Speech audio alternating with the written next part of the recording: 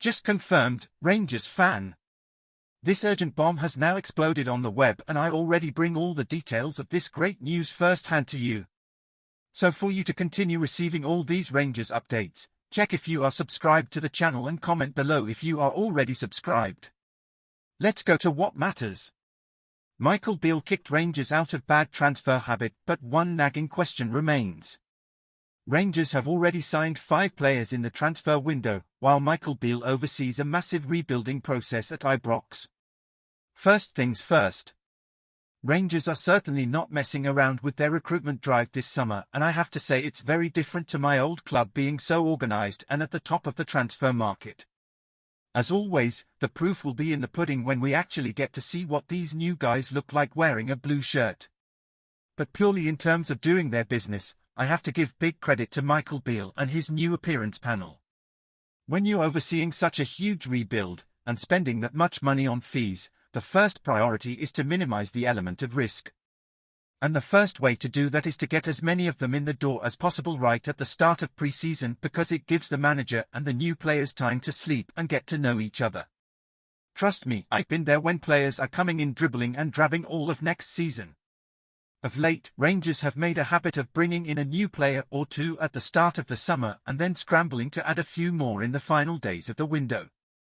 And I can tell you, that doesn't make things any easier on the boot camp. Sometimes everything seems a bit chaotic, and that makes it more difficult to do the prep work properly before the new campaign. If everything looks like the club is flying out of the seat of its pants, this could have a negative impact on day-to-day training camp. So hats off to Beale and the guys who are doing these deals on his behalf. Clearly, a lot of time and effort has gone into since the last window closed in January to get all these things lined up, and it's been very impressive to see. We're not even a week into July, and Cyril Dessers should be the 6th new recruit when he's announced in the coming days. I expect another 2 or 3 to be trapped in the next few days.